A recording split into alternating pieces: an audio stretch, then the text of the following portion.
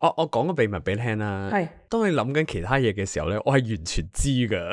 你個眼神係空洞噶，我係完全可以喺你隻眼裏面望到你腦裏面嗰啲細菌啊、病毒啊去做緊啲乜嘢。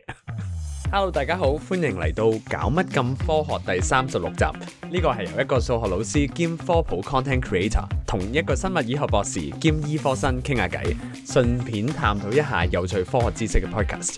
我係 Keith， 讀數學嗰個。我係 Avalona， 讀生物嗰個。每集我哋每人會同大家分享一個有關科學或者數學嘅有趣故事同知識。喺今集，我會講點解你條肉鏈可以解釋到飛機係點飛上天。我呢就會講點解有啲貓單憑佢嘅毛髮，你就可以知道佢係女仔。今次就由我開始先啦。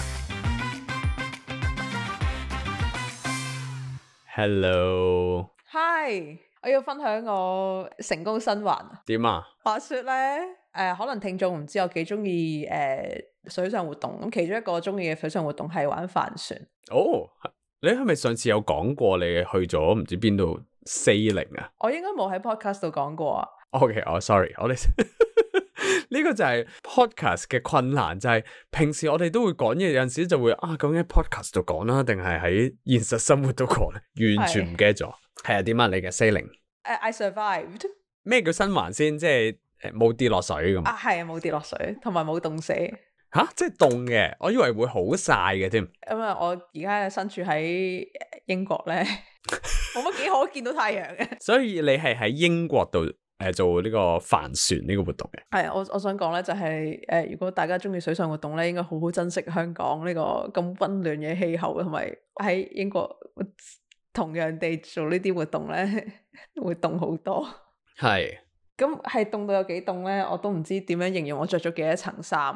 嗱，視乎即係帆船嘅大細咧，大啲嘅帆船水冇撇得咁多入嚟咧，咁未必要着 wet suit。即係 wet suit 係嗰啲你見啲人潛水着嗰層，或者有啲凍啲嘅地方玩滑浪都會着嗰層。咁但係我今次玩呢種細少少嘅船咧，真係有機會第一跌落水啦，同埋第二俾水撇到咧。咁所以最入邊嗰層係 wet suit， 跟住上邊再着好多層先至夠暖。但係好彩我着得夠多層咧，咁係所以最終係冇凍死嘅。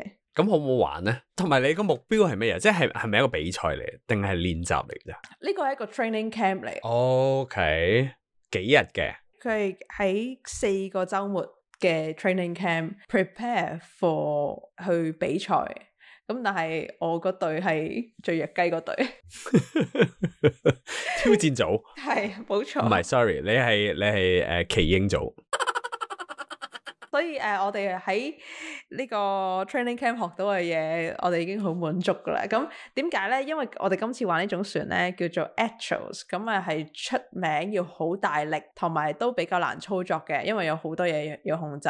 咁點解我哋相對其他隊渣啲咧？就係第一，我哋又唔係特別大隻，又唔係特別大力啦。第二，經驗上冇咁多啦。但係我哋今次我哋喺呢個 training camp 學到嘅嘢都可以應用喺未來我哋希望參加其他船種嘅比賽度嘅。咁所以我想講嘅就係要着得夠衫就會夠暖啊！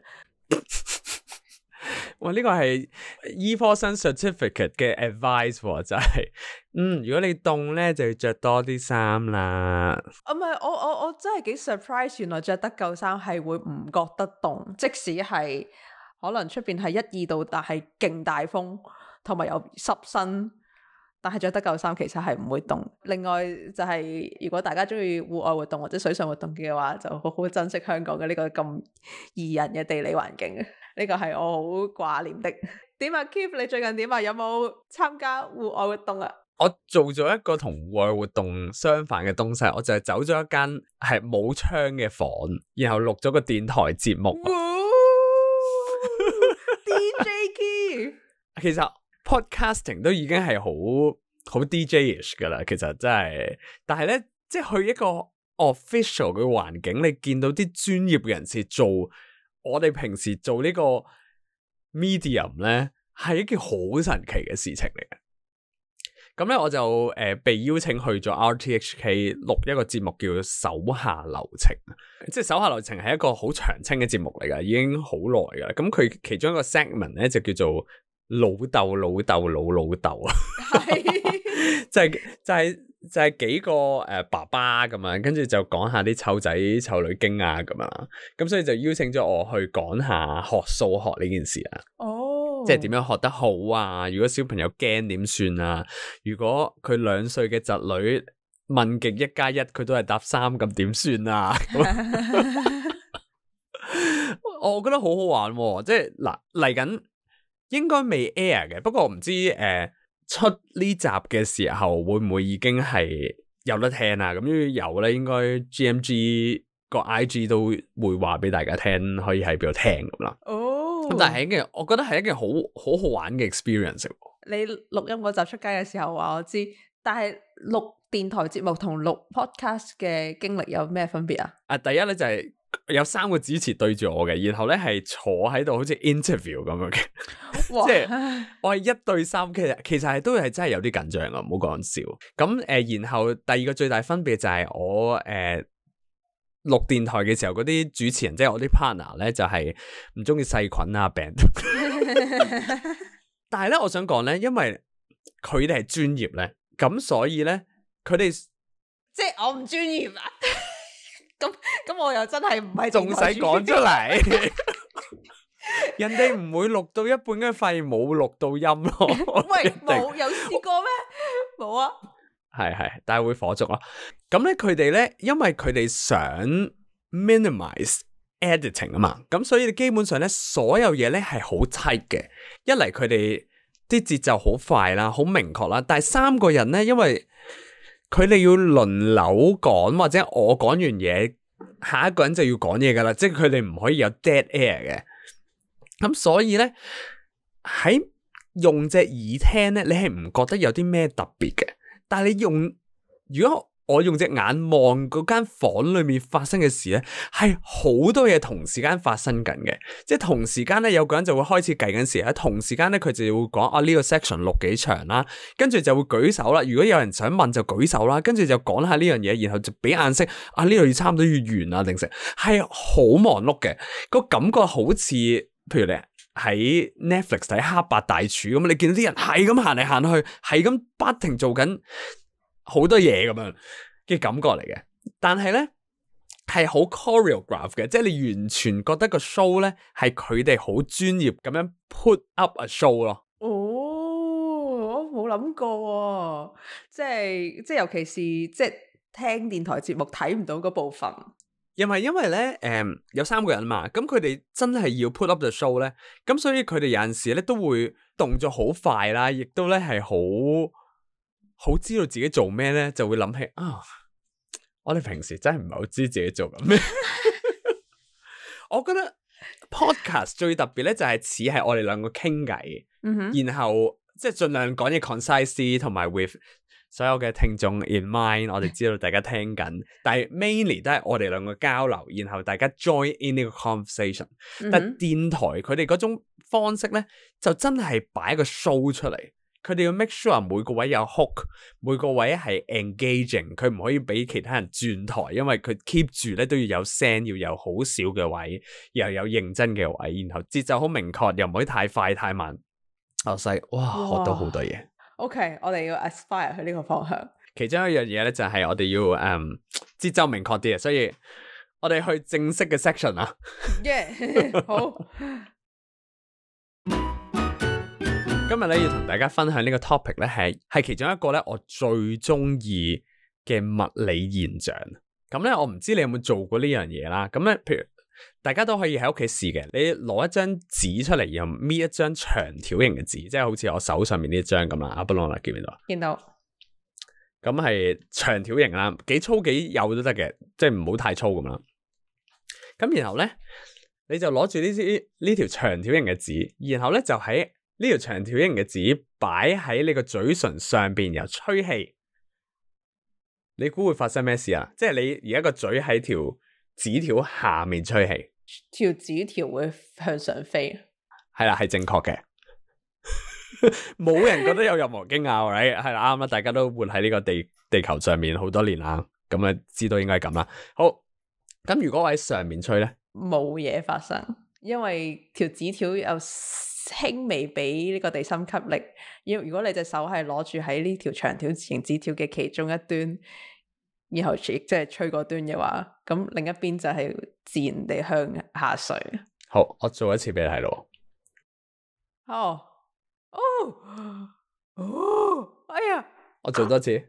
Clearly， 我活咗喺呢個地球上超過咁多年，我嘅 prediction 係錯嘅。你形容下。啱啱 Keith 咧將條紙條擺喺佢嘅嘴唇嘅落少少咧，然後吹氣咧，條紙條係會向上飛噶。冇錯啊！大家可以翻屋企試下，你用個口喺條紙條嘅上邊水平咁樣吹過去，你係會見到嗰條紙條向上飛嘅。哦，係喎。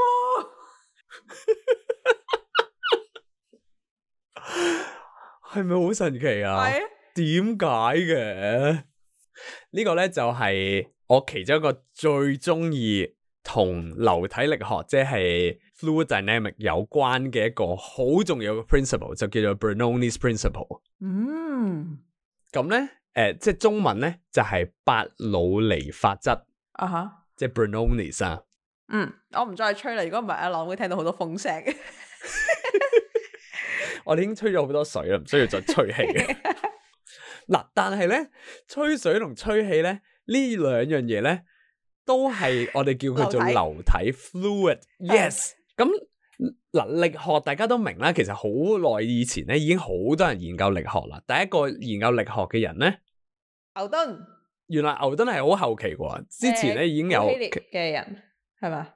係啦，其實研究力學咧有好多方，即係好多人已經有研究。其中一啲人咧，大家又識聽，大家有聽過咧就係達文西啊、Leonardo da Vinci 啊、伽利略啦。然後牛頓咧就係其中一個最重要嘅人，去用數學去形容呢啲物理現象。咁所以佢就用數學嘅方式嚟寫咗啲唔同 rules。咁佢最出名嗰句嘢就係佢希望呢本嘢咧係冇 assumption 嘅，即係冇一啲你要覺得件事係咁樣發生，佢覺得所有嘢都應該係可以推論到出嚟嘅。咁所以咧佢就因為要用數學去 model 所有大家見到嘅力學原理咧，咁咧佢就發明咗微積分啦。係啦，咁所以微積分咧就係因為牛頓想處理力學原理咁樣啦，咁但係咧呢啲牛頓做嘅所有嘢咧，或者啲前人做嘅呢堆嘢，所有嘢咧 well established 嘅呢啲法則咧，都係講緊一嚿固體嘅力學，想象就係一嚿磚咁樣，或者就算係一個波咁樣，咁咧佢裏面咧啲 force 基本上係自己 cancel 自己嘅，咁所以你可以當佢係一嚿嘢咁睇嘅，係啦，所有一個 running joke 咧 for 物理學家就係咧。我哋無論做任何嘢之前咧，譬如我哋睇下隻牛點樣可以由呢個地方搬去另外一個地方咧，我哋首先幻想一個完全係圓形 spherical 嘅牛。咁點解呢個係一個 running joke 咧？就係因為基本上大部分物理學嘅現象咧，你都可以最簡化咧，就簡化到每一嚿嘢都係個 point mass 咁樣啦，即係佢係一件嘢嚟嘅，就係一個粒好細好細有佢個重量嘅嘢，咁你就可以研究啲嘢咁樣咯。咁當然有好多例外嘅東西啦，但係流體即係我哋頭先講水啊、氣體咧，係複雜好多嘅。因為你唔可以將佢簡化為一點或者一粒，因為佢每一部分佢都有自己嘅軌道，係咪？冇錯啊，因為譬如你睇水流都好啦，其實每一粒嘢都做緊啲唔同嘢噶嘛。係。咁所以佢係有 internal motion 嘅，佢係有自己同自己 interact 嘅，仲有佢自己同自己啲粒子之間有 bond 嘅唔同重力、唔同強度，咁就係形成啲液體結唔結啦。即係好似蜜糖嘅結嘅程度同埋水嘅結嘅程度，就會令到佢哋個表現唔同啦。但係仲未講，譬如空氣咁樣，佢係呢個 volume，但係我可以壓縮佢，即係其實係好複雜嘅，對於流體嚟講。咁所以咧，啲人好耐之前已經想知道究竟我可以點樣控制到啲水啊，控制呢啲空氣啊，但係其實好難嘅。咁其中一個好重要嘅表表者咧，就係頭先我哋講過嘅一個重要嘅科學家啦，就係 Leonardo da Vinci 啊，達文西啊。哦，佢做咗啲乜嘢啊？喺流體力學上。嗱，佢喺呢個年代咧，當然我哋成日都諗就係達文西密碼啦，咁但係佢係一個好顯赫嘅科學家，其實佢咩都做嘅，佢咩都試，咩都學嘅。咁佢有畫畫定成，但係其實佢係頭幾個人咧嘗試用一啲 rules 嘅方式咧去形容一啲流體。其中一個咧，佢講嘅一個同流體有關係嘅 rules 咧，就係佢發現咧，同一個流體，譬如可能水流入條管度，只要我條管窄啲，啲水咧就會行得快啲啦。你知唔知點解啊？壓力？原來可以唔使用壓力呢個概念添。呢個咧只係用到小學生圓柱體體積公式，就係假設我每1分鐘有100個 cm cube 嘅水要流過呢條管，如果我個底面積細咗，即係話嗰條管窄咗，佢形成嗰個圓柱體，如果要同一個體積嘅話，咁佢就自然高啲啦。咁所以佢經過嗰啲窄啲嘅管，佢就要行得快啲啦。OK， 但係喺嗰個樽頸位唔會難入啲咩？當然係真正嘅情況就有埋啲阻力啊、摩擦力啊。但係你諗下，如果佢唔行快啲，啲水可以喺邊度走啊？啲水都要係湧入去噶嘛。係，係啦，咁所以變咗咧，只要佢窄咗，佢就一定要行得快啲啦。咁最簡單嘅例子咧，就係大家都有試過攞住條水管，然後你想佢水壓大啲，你想啲水好似勁啲咁樣，於是你就可以攞隻手指公遮住水管個頭嘅一半，個窿嘅一半。係，咁你就發現啲水咧個壓力大咗，意思即係話啲水走出嚟嘅速度快咗啦。個原因就係因為個水喉都係咁樣流入嚟噶啦，咁所以你閂細咗嗰個水管個頭咧，咁自然佢啲水就要走出嚟，要走得快啲啦。係達文西發現噶？我估可能好耐之前已經有人發現嘅，但係咧佢係其中一個有記錄呢件事。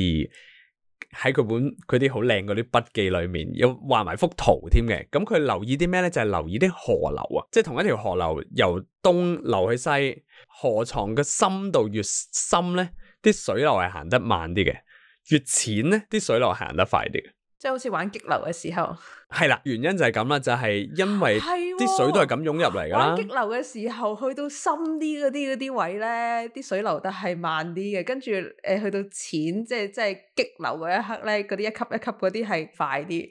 係啦，就係個原因就係因為啲水都係有咁多流落嚟，咁去到嗰啲位，因為佢淺啲，所以啲水就要行得快啲。如果唔係，佢就會瀉出去啦。係啦，咁呢個咧就係達文西其中一個發現嘅現象啦。咁我覺得都幾，其實已經幾叻噶啦。就係你可以講原來個橫切面嘅大細同埋個速度咧係成反比嘅咁樣。咁但係咧呢件事咧都冇 taken into account。其實佢只係好簡單當佢係一撇嘢，然後成個體積啫嘛。其實佢冇思考佢水同水之間嘅關係啊，或者裏面自己會唔會有旋轉啦？冇噶，純粹係啲嘢要焗住咁樣過去。但係都係一大步嚟噶啦。咁咧去到下一個年代咧，就係講緊頭先講啦，其中一個好重要嘅科學家喺呢個世界就係叫 Bernoulli 啊。咁 Bernoulli 咧係一個嗰陣時啲國籍真係好混亂。意大利，佢係一個瑞士法國數學家，係我估可能一邊係瑞士，一邊係法國，然後但係佢出世喺 Netherlands 嘅，即係喺荷蘭出世嘅，即係嗰個年，即係嗰邊嘅人啦，大家吓當係。係佢其中一個，佢除咗同流體力學有關係咧，另外一個我估好多朋友都會聽過咧，就係講緊佢對 probability 啊。係咯，我硬係覺得呢個名好似係讀數學嗰陣時見過，唔知係咪同一個人？係啦，係同一個人嚟嘅，就係講概率啦，或者講統計學嘅時候咧，就一定會講佢嘅。即係譬如擲公字，唔係公就係字，唔係啱就錯，射12碼唔係入就唔入咧，呢啲就叫做 Bernoulli's trial 啦，就係得兩個選擇嘅啫。哦，係同一個人嚟嘅。係就同一個人咯。咁其實嗰個年代啲人咧都真係好勁，係 polymath 啊，真係。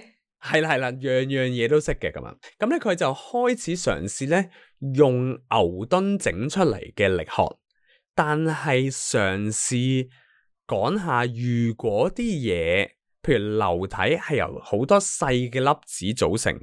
我唔知嗰陣時佢係咪好清晰有粒子嘅概念，但係佢當有好多細細嘅 individual 嘅時候，咁可以點樣計咧？咁樣昌修咧佢就發現喺一條水管裏面，頭先達文西就已經講，我哋可以透過水管嘅粗幼咧，令到呢條水管啲水係行得快啲慢啲噶嘛。嗯，佢就發現咧唔同速度嘅水壓落去地面，即係水管個底嘅壓力係唔同喎。嗯，你估下越快嘅水佢會有越大嘅壓力啊，定係越細嘅壓力咧？快會細啲，因為分散咗喺多啲嘅範圍。哦，係咪啊？係啊，啱啊，正確啊，好彩啫。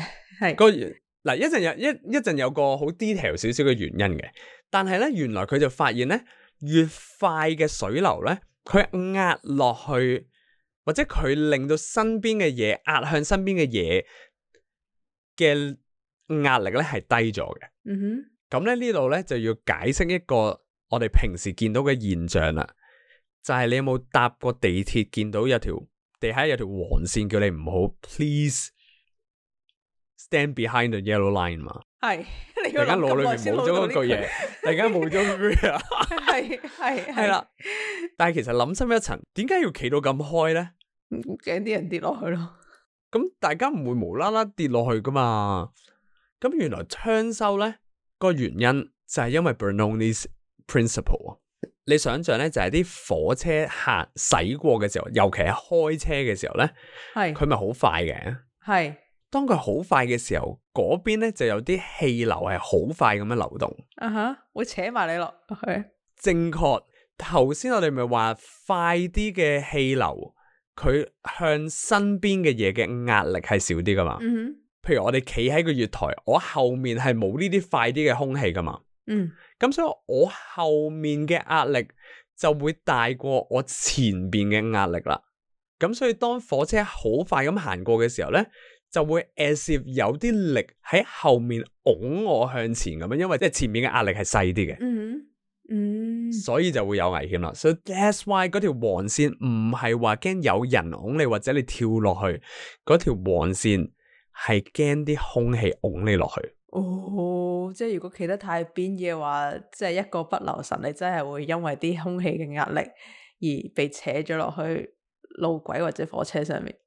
係啦，冇錯。咁所以我再重複多次咯，呢個 Bernoulli's principle 咧就係講啲氣流或者水流，如果喐得越快嘅話咧，佢對身邊嘅嘢嘅壓力咧係少咗嘅。我哋去到粒子嘅世界，我哋解釋一下點解佢 work 啊。咁咧，其實咧，實不相瞞，我哋平時咧應該身邊咧係好多氣壓嘅，因為 fun fact， 空氣咧係有物質喺裏面嘅。我哋唔係活喺 vacuum 之中。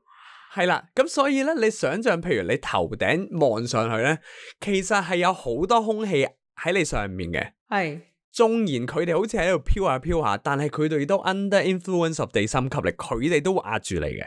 係。嗱，咁呢個咧就叫做大氣壓力啦 ，atmospheric pressure。咁我哋通常就話喺海平面上面咧，就係一個 atm 啦，就係一個 atmospheric pressure。咁咧，你估下喺你而家打開你隻手掌，淨係睇空氣壓力，其實即係代表有幾多 kg 嘅嘢擺緊喺你隻手上面咧？你手 experience 到嘅壓力，等同於幾多 kg 喺你嘅手上面？係咪 kilo Pascal 點樣計？可以計到變翻 kg 咁樣？你估下啦。我頭先都估錯晒一啲嘢。唔知喎，幾公斤？但係點解我喐隻手嘅時候唔覺得我要喐幾公斤嘅重量？ Yes， 個答案係151公斤。哇，係好誇張噶，但係冇錯啦。點解你 feel 唔到咧？係因為啲空氣會俾我撥走咗。個原因咧就係類似啦。個原因就係因為你手上邊咧其實除咗上邊有空氣咧 ，fun fact， 下面有空氣，左邊有空氣，右邊有空氣，入邊都有空氣嘅。即係入邊冇空氣，但係入邊都有壓力嘅。係咁所以變咗咧，所有壓力係 balance 晒咧，你就 feel 唔到啦。但係其實佢槍收如果真係計咧，佢係有百幾 kg worth of 壓力咧喺你手上邊嘅。咁所以壓力咧，你可以 feel 咧，就好似係兩個人喺度推緊道門咁樣，兩邊一齊推。咁當然，如果大家力度一樣咧，就道門咧就唔會喐噶啦。咁就好似我哋隻手咁啦。咁但係咧，嗰兩個人咧，其實正式咧就唔係推緊道門，佢哋係咁喺度對住道門喺度掟波。掟。係。咁大家只要掟嘅力度啊、速度啊、頻率啊差唔多咧，道門都係唔會喐嘅。而呢個咧就係真實情況咧，你經歷到嗰啲氣壓咧，就係啲波撞落你隻手度，或者撞落你個身體，或者撞落你度門度，而嗰啲波咧就係空氣嘅分子，係啦，就係空氣粒子啦。咁所以咧，如果係一個靜態嘅 fluid， 可能係一樽水或者係一間房嘅空氣，啲空氣粒子咧係亂咁撞嘅，佢可以撞前，可以撞後，可以撞左，可以撞右。咁所以基本上咧，每一個地方，即係我哋當佢唔係好高啦，即係或者唔係好大，所以上下冇太大分別啦，即係地心吸力冇太影響啦。咁基本上就係前後左右上下咧，基本上受到嘅壓力，即係埲牆受到嘅壓力都係一樣嘅，因為大家都係 random 前後左右撞啫嘛。咁但係你想象咧，就係如果呢度唔係一間房，係一條水管咧，咁大部分嘅粒子咧都會向住同一個方向喐嘅。小部分咧先會向上、向下、向左、向右咁撞，就算撞都係斜撞嘅，咁所以個壓力咧就會相對少啲啦。OK， 係啦，呢個咧就係 Bernoulli's principle 啦，就係當啲流體佢嘅速度越快咧，佢身邊嘅壓強或者壓力咧會細咗。咁呢件事咧，如果你知道咧，你喺身邊係不停見到呢樣嘢發生嘅，例如係當你沖涼嘅時候，有冇試過沖下涼咧？嗰條浴簾咧會黐住你啊？係啊，我好怕，尤其是住喺啲酒店或者 Airbnb 嘅浴簾唔係太望落唔係太乾淨嘅時候。Exactly， 就係唔知點解嘅。總之你行近或者你靠近少少多啲嗰個浴簾，佢就會黐實你噶。係，咁係咪靜電咧？就原來聽收就唔係靜電，係一啲大啲嘅 force。個 force 咧就係因為你沖緊花灑嘅時候，咁啲水流就由上流到下啦，尤其可能流過你身體啦，咁嗰度就造成一啲向下嘅氣流啦。但係 Bernoulli's principle 就話，只要我有移動緊嘅氣流，個壓力就會細咗。相對喺浴簾嘅出邊壓力係正常，佢就會壓咗入嚟啦。咁所以好似個浴簾係會黐住你咁樣啦。係啦，同時間咧亦都可以解釋到呢條紙條點解我喺上面吹嘅時候，佢會飛上去啦。就係上面嘅空氣流得快過下邊冇風嘅空氣，紙嘅上面嘅壓力就會細咗，所以佢就會向上飛啦。冇錯啦。咁當然咧，我上網睇好多 article 咧，啲人有講話啊，其實有好多唔同嘅 principle interplay 嘅，即係除咗 Bernoulli's principle， 仲有其他唔同嘅物理現象去影響究竟啊點解呢個情況張紙會向上咧，或者呢啲綜合。呢啲咁多唔同嘅現象係咪可以用一條 principle 咧就解釋？就唔係嘅。咁啊，睇下有冇機會遲啲可以講下其他物理現象，我都係覺得好正嘅。咁但係你諗下，呢張紙條就係因為上邊有氣流流動，佢就會向上飛啦。如果我哋整到啲嘢係可以影響嗰樣嘢上下嘅氣流係有分別嘅話，咁我哋咪可以令佢向上飛咯。飛機對翼係啊，冇錯，呢個咧就係點解飛機可以向上飛啊。其中一個最重要嘅原因咧，就因為飛機嘅翼嘅設計啦。當然啦，都有講句，如果咁簡單就個人整緊飛機啦，梗唔係啦。但係其中一個好重要嘅原理咧，就係飛機嘅翼嘅上邊同下面兩部分咧，上邊係會比較流線型多啲嘅。下面咧係冇咁流線型嘅，變咗上邊嘅空氣係喐得快啲，下面嘅空氣喐得慢啲，就形成咗個空氣嘅壓力差。咁呢個差距咧就令到飛機可以向上啦，因為上邊空氣快啲，壓力低啲，下面空氣慢啲，壓力大啲，咁就會壓咗架飛機上去，咁佢就可以飛到上去啦。咁所以咧呢個就係其中一個我最中意嘅物理現象，其實都好簡單嘅，就係流體快啲，壓力就細啲；流體慢啲，壓力就大啲。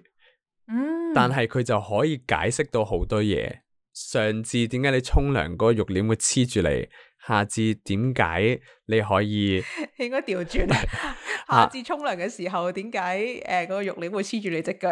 上至天空嘅飛機，係係啊！大家喺生活度觀察到其他 Bernoulli's Principle 嘅現象，或者其他有趣嘅物理現象，就留言分享俾我哋聽啦。冇錯啦！當大家下次覺得你冇得去旅行嘅時候，你就可以搣張紙出嚟，然後吹下佢，你就知道，其實搭飛機都係咁樣嘅啫。So sad。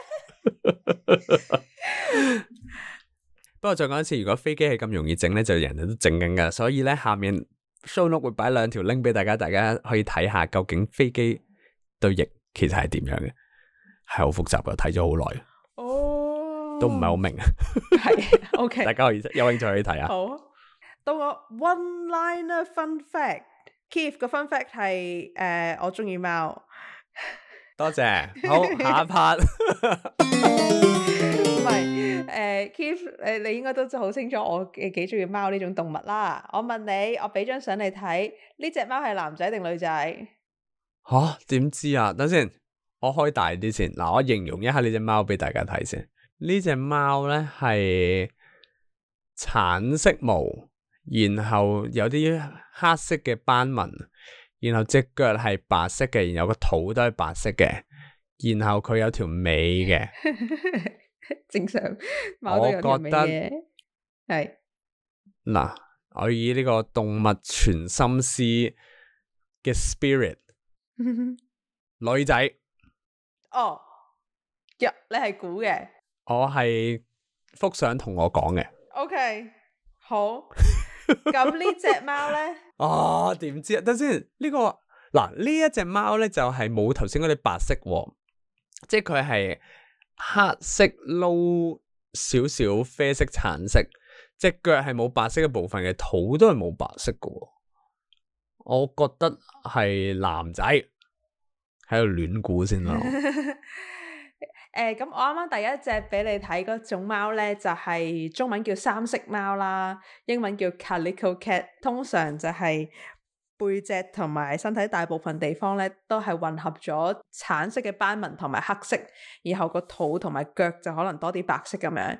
然後第二隻我俾 Keith 睇嗰隻貓咧，就係中文叫玳瑁貓啊。其實我唔知玳瑁係咩。玳瑁貓？係啊。OK。其實我唔知玳瑁係乜嘢嚟嘅。然後英文叫做 Turtle Shell Cat 啊，即係龜。即係龜背啊。龜係啊。龜殼貓。係。咁咧，其實大家見到呢兩種貓咧，你可以唔使問主人，唔使及隻貓，就會知道佢哋都係女仔嚟嘅。點解啊？即係佢冇可能係男仔。Very very unlikely， 好細機會。即係呢個品種係只有女仔咁滯嘅。唔係品種嚟嘅，係即係你見啲貓生 BB 一胎都有唔同顏色噶嘛。即係呢個樣嘅貓多數都係女仔。OK，幾乎一定係，即係好罕見會唔係。可唔可以形容多次呢個玳瑁貓啊？即係嗰個龜殼貓係點嘅樣？玳瑁貓咧就係全身咧係冇白色嘅，只係好 random 撈埋咗嘅黑色同埋橙色嘅斑紋。OK， 即係 either 咧呢兩種就係3隻顏色，或者一啲白色都冇，然後剩低啲毛係撈埋晒嘅啲顏色。係啊。OK， 咁佢哋多數係基本上係女仔嚟嘅。係啊，我覺得係，你覺得咩？同啲染色體有關。Bingo！ 我真係噶？你唔係因為你知啊？你真係亂噏。我因為男女嘛，咁咪係啊，咁咪應該係佢哋冇 Y 染色體咯，即係啲嘢喺 Y 染色體裏面發生咯。係喺 X 染色體度發生，因為啲女仔貓係得2個 X， 然後有趣嘅就係咧，因為男仔得一個 X 就冇事啦，即係得一個 copy， 個劑量係正常。咁但係女仔有2個 X 咧，咁就有少少問題啦。即係如果正常情況下需要1個劑量嘅嘢，咁如果有2個 X，咪會變成有2個劑量咯。咁所以其實咧，所有生理上嘅雌性動物咧嘅身體嘅全部細胞，其中一個 X 都係熄咗嘅，叫做 X inactivation 啊。OK， 即係個基因係熄咗冇用到嘅。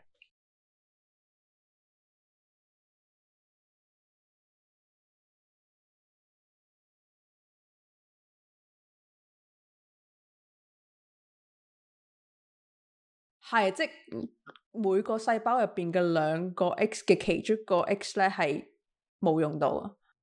哦，所有嘢都係嘅，即係人類都係噶。係啊。哦。然後呢個 X inactivation 幾時發生咧？係喺胚胎發展嘅好早期，即係可能係受精之後頭幾日。而呢個 X inactivation 嘅 process 係 random， 即係每一個細胞究竟第一個 X 究竟嚟自精子嗰個 X inactivator 咧，定係嚟自卵子嗰個 X inactivator 係 random。OK， 咁但係之後每一粒細胞嗰個 X 就係嗰個 X 噶啦。係啊，OK， 即係喺胚胎發展好早期發生，然後就 keep 住係咁樣噶。因為 X inactivation 呢個 process 係 random 咧，所以雌性嘅身體可以被譽為係 mosaics 馬賽克，就係究竟佢每一橛嘅細胞係邊個 X 係 inactivated。只不過咁啱喺貓身上見到，因為咁啱決定模式嘅重要基因喺佢 X 身上，但係雖然其他動物即係包括人類睇唔到，但係生理雌性嘅細胞都係 randomly 咁 inactivate 咗其中一個 X 嘅。哦，所以意思即係話女性譬如皮膚上面有啲細胞嘅 X 係嗰一粒 activate 咗，有啲細胞係呢一粒 activate 咗，係咪呢個意思啊？係啊。哦，唔單止係皮膚細胞，係所有細胞。OK， 哇，所以其實我有睇過條片係講呢樣嘢嘅，佢話即係基本上所有女性都有斑紋嘅，其實係啊，只係我哋見到同見唔到嘅分別。係啊，我睇嗰個即係我理解嘅形容係 mosaics， 即係馬賽克啦，random 啲，我諗都係同一個意思，係啊，只不過係喺貓嘅皮毛色上面見到，但係其他包括人類睇唔到，唔代表係冇啊，都係，我哋係隱形嘅馬賽克。哇，so cool！ 所以下次你見到呢隻貓咧，可以由我哋呢個 podcast 度學到嘅嘢，就係可以好肯定咁話，呢隻貓女仔嚟噶。哇，呢個 conversation starter 幾好喎。係啊，跟住嗰個人就會問你點知噶？唔知噶，不如你聽下呢個 podcast 啊，都幾好聽噶。100分。係。You're welcome, everyone。科學一齊搞 Got something for GMG。呢個 session 係大家可以去我哋 IG @GMG Science 入邊嘅限時動態精選度揾翻科學一齊搞，或者去 hello.gmgscience.com， 你就可以 share 你嘅任何意見諗法俾我哋聽噶啦。好嗱，今日咧我哋有聽眾咧喺 IG 留言咧就同我哋講，咁咧佢係叫做 Tracy Chan Chan HTC。首先佢叫我哋做八友啦，我想問我係咪覺得我哋個感覺把聲好老練啊？佢話咧希望我哋可以講下啲育兒經，令到咧啲小朋友都好似我哋對我哋做嘅嘢咁樣咁有熱誠，唔做社畜。你有冇育兒嘅心得啦？阿布隆，我同你都未有育兒嘅體驗。係我唯一育過嘅兒係我自己咯。哇！就經歷過自己嘅成長。冇錯。我想講咧，我上去電台節目嘅時候咧，都有講過呢個 topic，就係點樣可以幫助小朋友去對世界好奇啲啊，或者即係繼續持續學習落去啊。我個 idea 都係就係細細個要 encourage 佢尋找答案，唔好 ban 佢問啲低 B 問題，同時間都要令佢唔好驚會錯咯。咁我覺得呢個就係最好嘅方法去幫小朋友去建立對尋找身邊事物真相嘅好奇心嘅方法啊。哦，係啊，好好，我同意。同埋可能我哋成長嘅時候都有少少啦，但係冇而家咁多啦。我諗而家即係有埋互聯網，即係唔係我哋未至於老到細個時冇互聯網嘅，但係而家有 YouTube 啊，或者咁多容易咁學嘅方法，即係用呢啲資源，即係 YouTube 可以用嚟entertain，即係娛樂，但係亦都有好多可以學到好多嘢。係啦，所以鼓勵下。我估家長有陣時都好頭痕嘅，即係見到個小朋友又好似冇乜興趣咁樣。咁另外一個我覺得最重要嘅東西就係家長首先都繼續鍛鍊大家嘅好奇心咯。即係小朋友都睇住你頭嘅，如果你好快見到一件事情，你就好下判斷，你唔會再 rethink 嘅，咁佢好快就會覺得啊，所有嘢我知道一個面向，我就唔需要再思考其他嘢啦咁啊。咁但係大家聽我哋 podcast 都知我哋係不停錯噶嘛。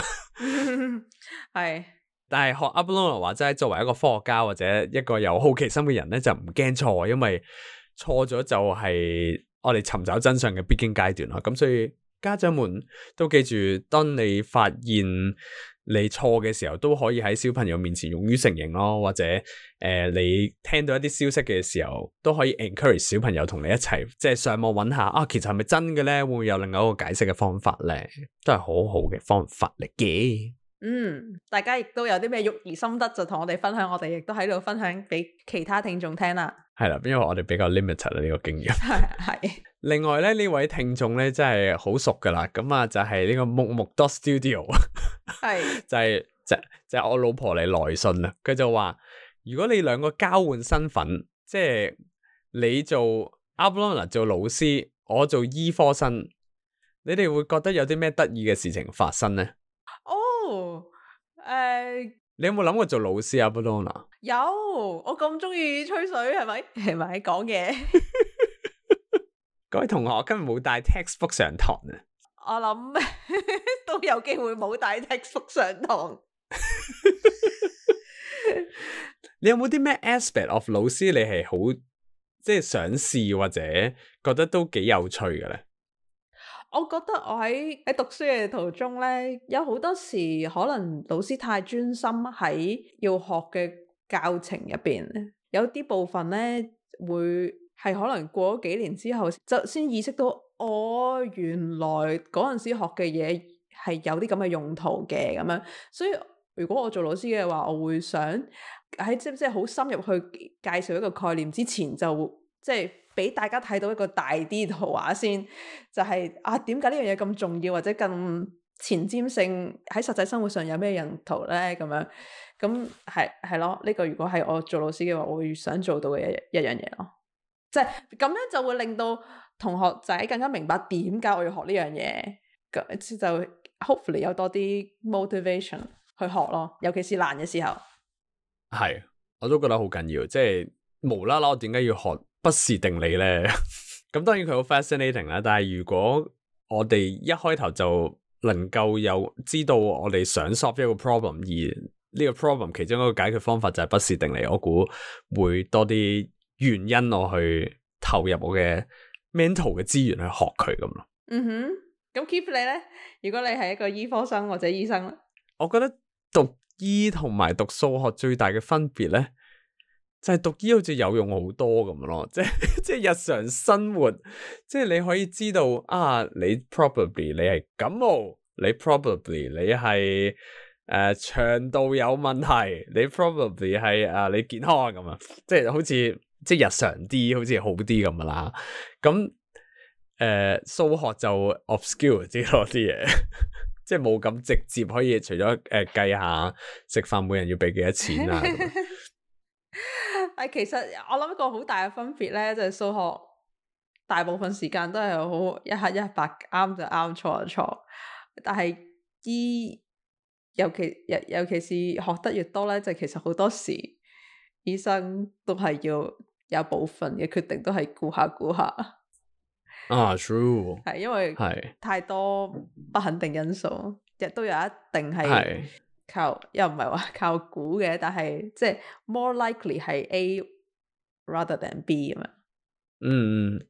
但係嗰啲都係 educated guess 嘅，即係經過有啲知識去 back up，咁我覺得最有可能係呢樣嘢啦。咁但係另外一個，我覺得如果我真係讀醫咧，我其中一樣我估會困難嘅位就係，我覺得我係好驚劏嘢咯，即係做手術啊，見到血淋淋啊，或者要解剖啊，我未好得咯，因為咧有陣時以前我好有印象咧，就係以前個年代街市咪有雞嘅，活雞啊，跟住咧嗰個年代係會你揀好邊隻雞，佢即刻幫你殺咗佢，然後就掹毛，跟住就買翻屋企嘅話，我識I cannot，我差啲買過幾次雞之後，我差啲覺得我要變素食噶啦。喂，你咁細個自己去買雞，仲要劏啲雞？我當然唔係啦，只係我同我屋企人一齊去。你知唔知我細嗰陣時咧，我婆劏雞咧，我會話我要嚟睇咁樣噶。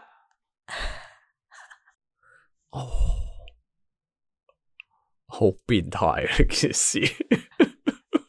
我細嗰陣真係好中意睇劏雞嘅。唔係，我唔no，佢仲要咧戒完條頸 ，I'm so sorry，但各位聽眾，佢戒完條頸仲要等啲血滴出嚟。係啊，跟住係好恐怖。我記得咧近年咧有一次啊，唔知我記得幾年前，我又去咗個街市，都仲係有活雞嘅，即係嗰個街市咁樣。我又有嗰種要食素嘅嘅感覺。就唔得啊咁啊，所以我覺得解剖係應該係我幾緊張嘅東西。如果真係讀醫嘅話，呢個係都幾經常啲人會睇到我讀唔到醫，因為太驚血咁樣。咁所以唔知大家覺得如果我哋交換身份，以大家對我哋性格嘅認知，我哋會遇到啲咩困難呢？會唔會我變咗做唔帶 SD 卡嗰個呢？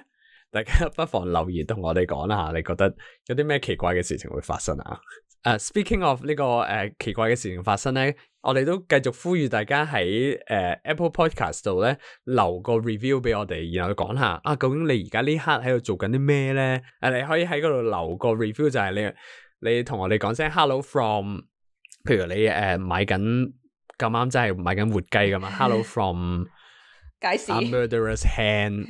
哇！即係啦 ，from 街市或者我而家係喺度做緊功課 ，hello from， 即係大家hello， 我而家喺度做緊功課啊，你哋係我嘅 distraction 啊，咁樣，你係我分心嘅原因咁，你可以打落去，係啦，咁我哋下集就睇到大家嘅留言啦，咁下集就可以同大家分享下究竟大家聽緊我哋 podcast 嘅時候係做緊啲咩嘅咧？咁歡迎喺 Spotify 俾個 review 我哋，同埋喺 Apple Podcast 打低究竟你而家喺度做緊咩咧？等我哋都知道你原來你喺度玩緊貓咁。今日嘅時間去到呢度，大家可以喺 Instagram @GMGScience 搞乜咁科學揾到關於今集嘅圖片同相。如果大家中意喺 YouTube 聽 podcast， 都可以去我哋嘅 YouTube channel GMG Science 收聽，隨時會有 bonus content 噶。覺得呢個 podcast 正嘅話，可以喺 Apple Podcast、Spotify 或者你其他聽緊 podcast 嘅 app 留個 review 俾我哋，仲要介紹俾你啲朋友聽啊！大家都可以喺我哋嘅個人 IG 揾到我哋，我嘅係@_doctor_u，Keith 嘅係@Keith.Hunsir，或者去 hello.gmgscience.com 嘅科學一齊搞，留低你嘅任何查詢、意見、鼓勵。我係讀生物嗰個阿布魯納 U， 我係讀數學嗰個 Keith 歡，而我哋嘅後期製作係阿朗。我哋下集搞乜咁科學，再見，拜。